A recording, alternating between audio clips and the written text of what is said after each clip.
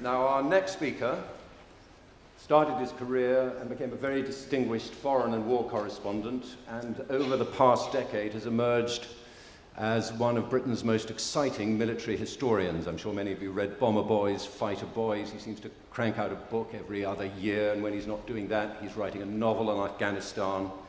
And the hell of it is, he's only a couple of months older than I am. Ladies and gentlemen, Patrick Bishop.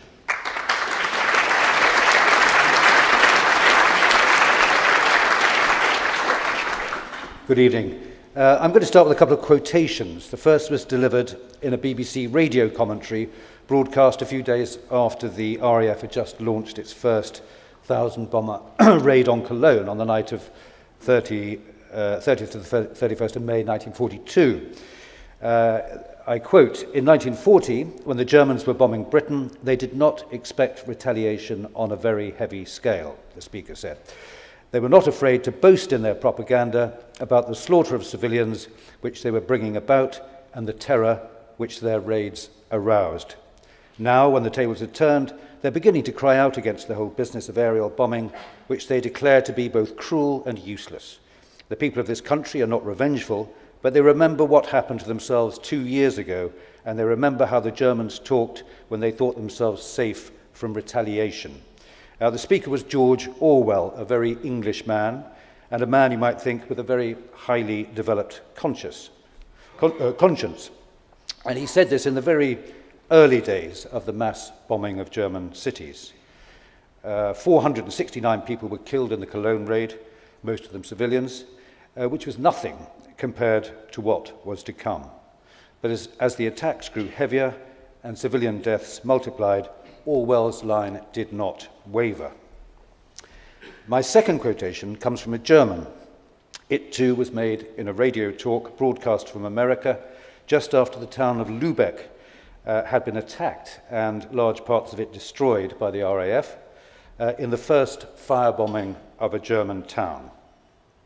"I think of Coventry," said the speaker, in reference to the Luftwaffe's bombing of Coventry in November 1940, "and I have no objection to the lesson that everything must be paid for. Did Germany believe that she would never have to pay for the atrocities that her leap into barbarism seems to allow?" The words are those of Thomas Mann, the great German novelist, a son of Lübeck, and himself the voice and conscience of the German civilization that Hitler and Nazism had overwhelmed and perverted. Like Orwell, Mann stuck to this view even when the war was over and German cities had been reduced to bones and ashes. So here we have two men of unassailable moral rectitude who lived through these terrible events, who would challenge the proposition that we are debating here tonight. Now, there are some crucial words in that sentence: lived through these events.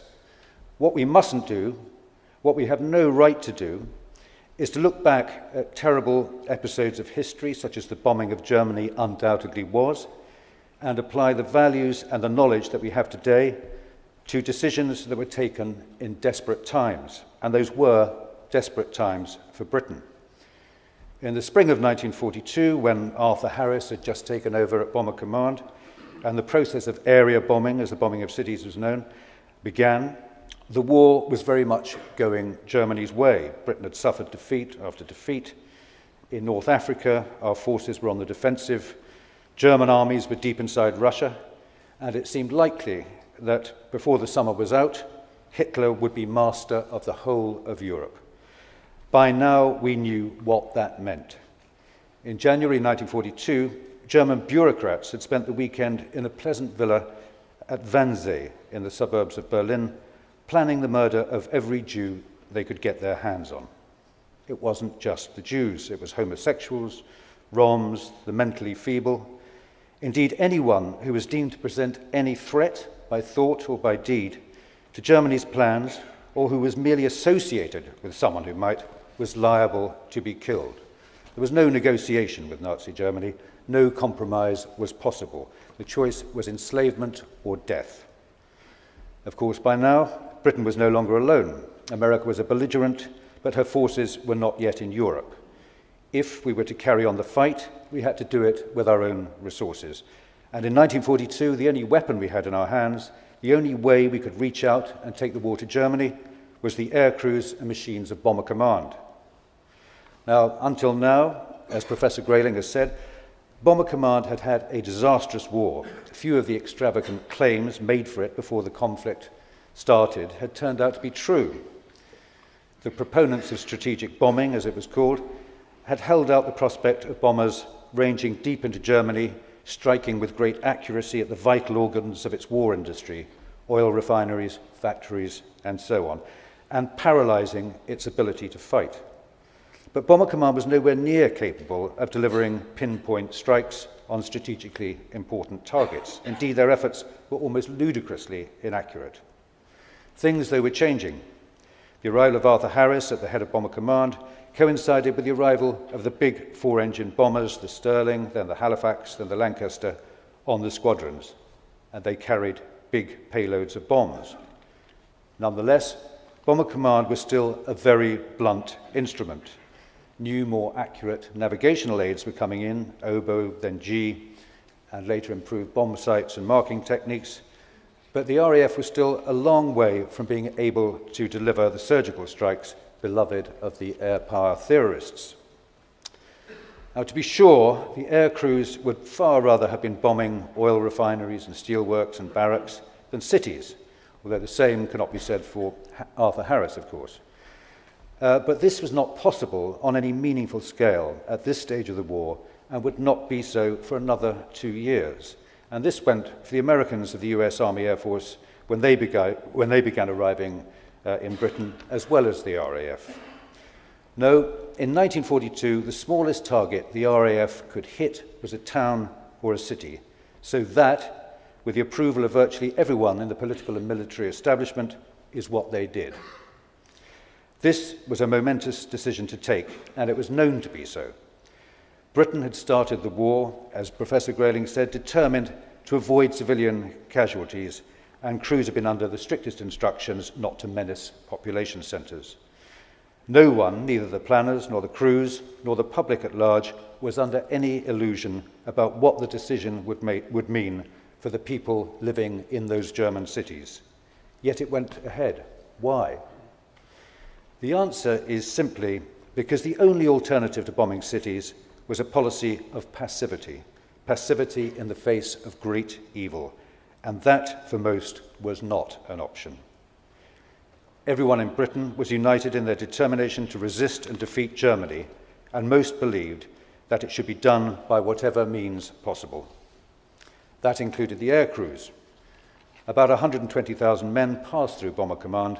Of those, very few doubted the justice of what they were doing during or after the war if they survived, and of course 55,000 of them didn't. There were some brave voices in both houses of Parliament, as well as the church and the press, who spoke out against the perceived barbarity of bombing, but most Britons approved. The attitude can be summed up in the words of one man interviewed by Mass Observation on the streets of Coventry just after the 1940 raid. "We're fighting gangsters," he said, "so we've got to be gangsters ourselves. We've been gentlemen too long." In other words, the Germans had started the war. They had conducted it with unparalleled brutality. Therefore, the normal rules did not apply. By abandoning restraint, by ignoring all the laws of war, such as they were, the enemy had forfeited any right to restraint being shown towards them. Such are the moral compromises that war inevitably brings about. But this wasn't a simple matter of pointless revenge.